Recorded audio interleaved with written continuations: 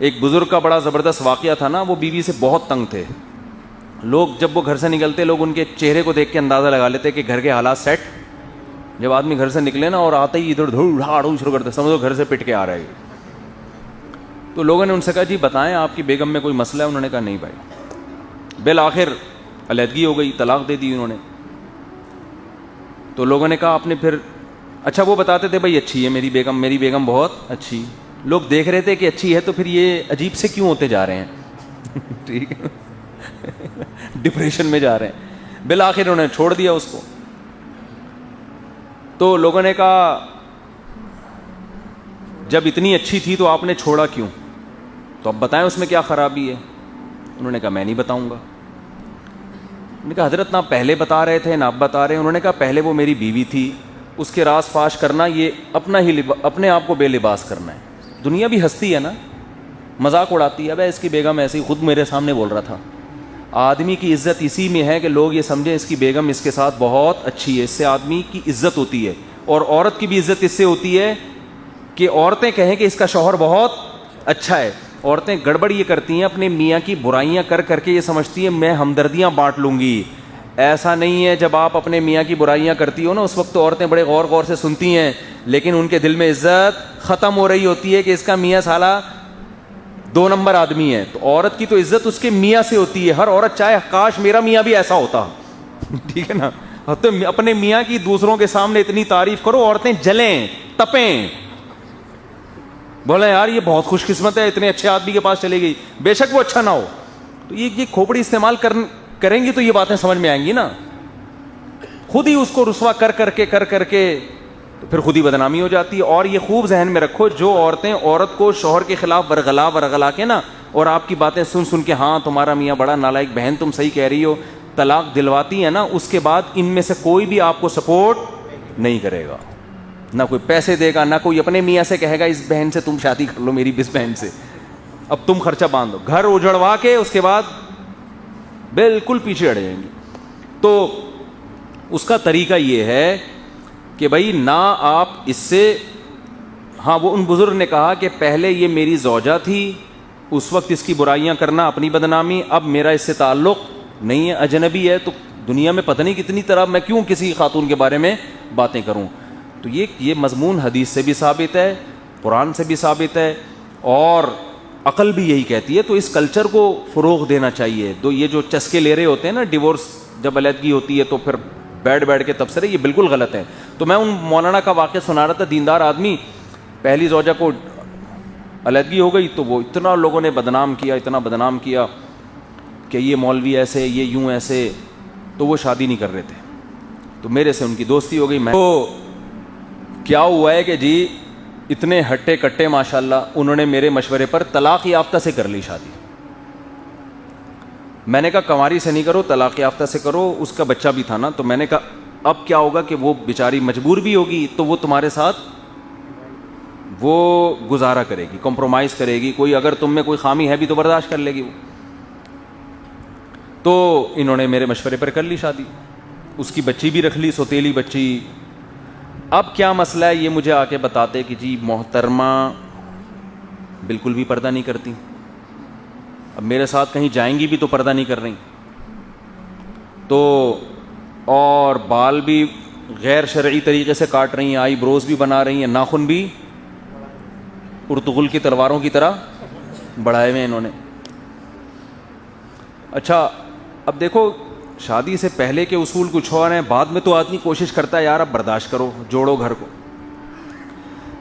میں نے کہا تم نے اس کی بچی کی کیئر کر رہے ہو؟ کہہ رہے ہیں ہاں جی میں خرچہ بھی اٹھا رہا ہوں, اور اس کی تو شادی کی اس کو امیدیں نہیں تھی, سب ہو گیا. تو میں نے کہا یار اب تھوڑا اگنور کرو یار, برداشت کرو آرام سے.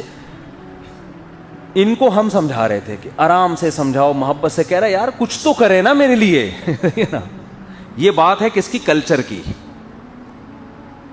کیونکہ وہ اس ماحول میں پلی بڑی نہیں ہے. اب اس کو یہ بھی سمجھ میں نہیں آ رہا, چلو اللہ کے لیے نہیں کرنا, طلاق سے بچنے کے لیے کر لو. کیا جا رہا ہے یار, یہ ناخن بڑے ہوئے ہیں چھوروں کی طرح, کاٹ دو اس کو. یہ فیشن کی ویلیو کیا میاں سے بھی زیادہ ہے؟ بھائی اللہ سمجھ میں آنا ذرا مشکل ہوتا ہے, تو میاں تو فوراً سمجھ میں آتا ہے نا کہ یہ اس مالدار آدمی تھا وہ, یہ میرا پورا خرچہ اٹھا رہا ہے, یہ مجھے محبت دے رہا ہے, میری مزید اولاد اس سے ہوگی, سسرال مل گیا, خاندان مل گیا, سب کچھ, مگر وہ خاتون ایسی ڈھیٹ کہ انہوں نے نہ آئی بروز بنانا چھوڑ رہی ہیں. یہ واقعہ بہت پرانا ہو گیا, اب سمجھ میں نہیں آئے گا, ان خاتون کے بھی نہیں, اس بندے کی بھی نہیں. نہ آئی بروز بنانا چھوڑ رہی ہیں, نہ ناخن, اس وقت تو اردو کو لاتا بھی نہیں تھا, پتہ نہیں کہاں سے یہ انہوں نے ناخن سیکھے. تو میں انہی کو سمجھاتا رہا, میں نے کہا برداشت برداشت برداشت, بالآخر ایک دن انہوں نے چھٹی کرا دی, فارغ کر دیا. پھر گالیاں ان کو نا, ابے ایک کو چھوڑا دوسری کو بھی میرے پاس آئے. میں نے کہا یار چھوڑنا نہیں چاہیے تھا, آپ نہیں چھوڑنا چاہیے تھا, برداشت کر لیتے. اس نے کہا بھائی کچھ تو میری خاطر قربانی دینا, مجھے بھی تو لگے کہ بھائی اللہ کے لیے نہیں کر رہی, میرے لیے کر رہے. بات ان کی 100% درست تھی.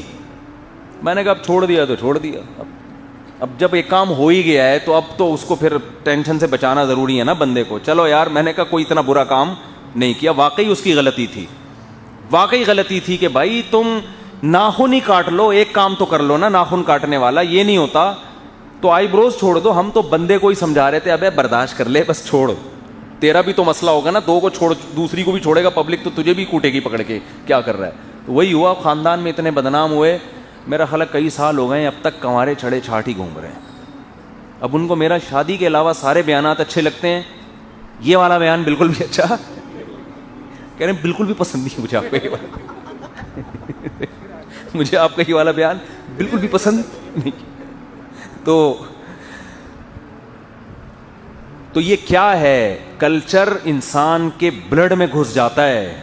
اس خاتون کو, اس کو پتہ ہے کیوں. اب آپ کہو گے بھائی کیا جا رہا ہے ناخن کاٹنے میں, آپ کو تعجب ہوگا نا, کاٹ لیتی. یہ نہیں ہوتا, ان کو یہ لگتا ہے کہ یہ دقیانوسی ہے, میرا میاں مجھے صدیوں پہلے کے زمانے کی طرف لے کے جا رہا ہے. بات ناخن کاٹنے کی نہیں ہوتی. یہی ناخن اگر ڈاکٹر کہے گا نا کاٹ ڈالو انگلیوں میں تمہارے انفیکشن, اور فوراً کٹ جائیں گے. یعنی میں جو بات سمجھانا چاہ رہا ہوں اللہ کرے وہ سمجھ میں آئے. وہ کہہ رہے ہیں آئی بروز نہیں بنا رہی, وہ آئی بروز بنانا نہیں چھوڑ رہی. کیوں؟ ان کو یہ لگتا ہے کہ میرا جو میاں ہے, یہ علامتیں ہیں آئی بروز نہ بنانا اور ناخن چھوٹے کرنا, یہ پرانی زمانے کی جو پہاڑوں اور پتھروں کے دور کے جو جاہل عورتیں ہوتی تھی نا, ان کے ذہن میں یہ بات بیٹھ گئی ہے کہ یہ ان کا کلچر ہے. تو کلچر دماغ کو خراب کر دیتا ہے, حالانکہ اس کا ترقی سے کوئی تعلق ہے. ہمارے ایک دوست تھے, اتنے نیک آدمی, اور پڑھے لکھے بھی تھے, اور شکل و صورت کے بھی اچھے, بالکل ینگ. ان کی کہیں رشتے کی بات چلی نا, لڑکی والے جب ان کے گھر بیٹھے تو وہ مسجد میں اذان بھی دیتے تھے, پراپر مؤذن نہیں تھے, بس ان کو شوق تھا. ایک دن گئے, ان کے رشتے والے گھر آ کے بیٹھے ہوئے ہیں, انہوں نے جا کے اذان دی, تو اب ان کے ابا فخر سے لڑکی والوں کو بتا رہے ہیں کہ یہ آپ اذان سن رہی, ہمارا بیٹا اذان دے رہا ہے. انہوں نے کہا یہ تو ملا ہے پورا. اچھا بھلا رشتہ اس بیس پہ توڑ دیا.